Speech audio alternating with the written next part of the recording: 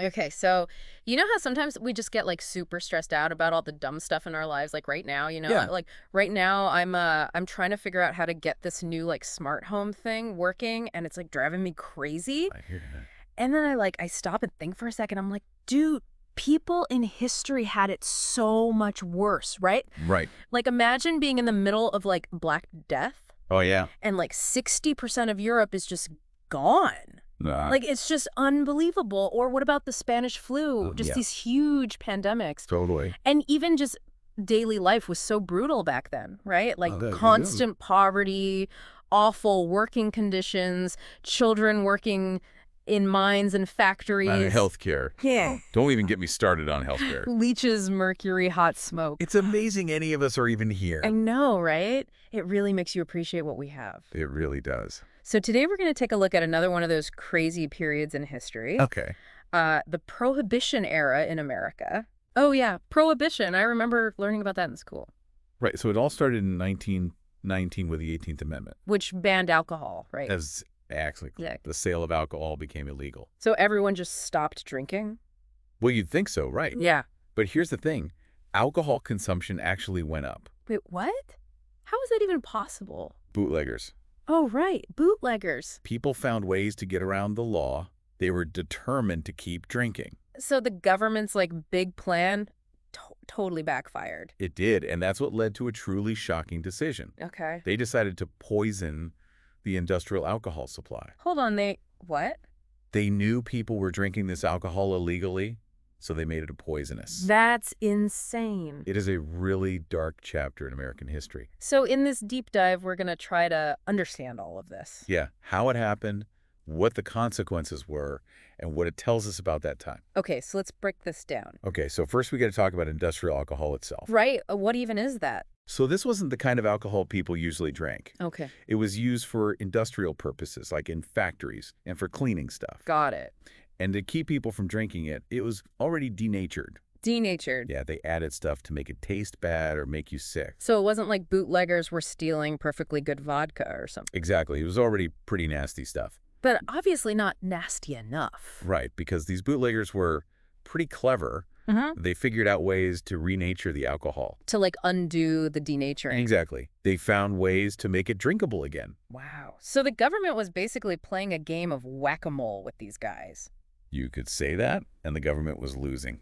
So they got desperate. They did, and their solution was terrifying. Oh, he's in. Poison. They decided to make the industrial alcohol even more toxic. Like they were messing around. Nope, they wanted to scare people into sobriety. And what kind of stuff did they add? Oh, some seriously bad stuff. Methanol, for one. I know the one can make you blind, right? Blind and dead. But that wasn't all. There was more. Oh, yeah. Kerosene, chloroform, gasoline, cadmium, formaldehyde, benzene. The list goes on. It's like a chemistry textbook of nightmares. It really is. They were basically saying, drink this, you're dead. And people did die, right? At least 10,000 deaths are directly linked to this poisoned alcohol. 10,000, that's just awful. And some estimates say it could be as high as 50,000. Wow. And then there were people who didn't die but suffered permanent damage. By blindness and other health problems. This is all because of a government policy. It is a really horrifying example of unintended consequences. People must have been furious. Oh, there was a huge public outcry. Yeah, I bet. People were calling it legalized murder. Wow. And it wasn't just average people. Doctors and politicians were speaking out too. Like who? Well, there was Dr. Charles Norris, the medical examiner in New York City. Okay. He was seeing the effects of this firsthand, and he didn't hold back. What did he say? He basically accused the government of knowingly killing its citizens. That's a serious accusation. It is. And then there was Senator James Reed. Okay. He said only a wild beast would want to blind or kill people for drinking alcohol.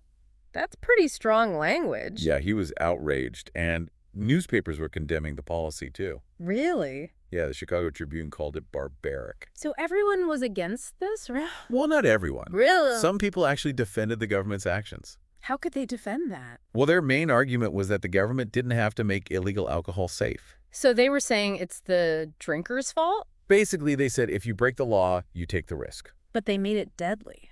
I know, it's a tough argument to swallow. It really is. Yeah. So were they saying these people were like committing suicide? Some of them did use that language. Wow, that's just cold.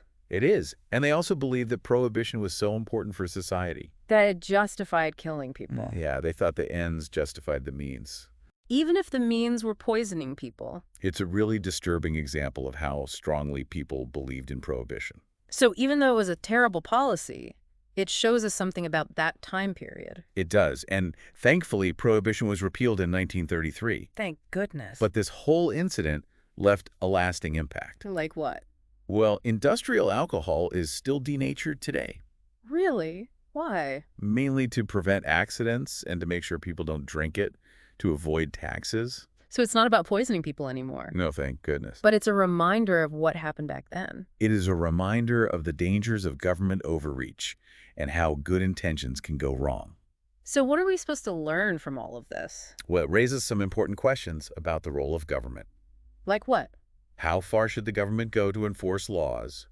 What about individual freedom? Right. What about the right to make your own choices, even if they're bad choices? Exactly. And what is the government's responsibility for public health? Even when people are breaking the law. It's a complicated issue with no easy answers. So this deep dive into prohibition has been pretty eye-opening. It really shows how a seemingly simple policy can have huge unintended consequences. And it makes you think about the balance between regulation and personal freedom. Absolutely. It's a debate that continues today in all sorts of areas. So after hearing all of this, what do you think? Where do you draw the line? That's a great question, and one I think everyone needs to consider for themselves. Well, thank you for taking this deep dive with me today. It's been fascinating. Until next time, stay curious and stay safe. And maybe think twice before drinking anything suspicious. Oh, definitely good advice.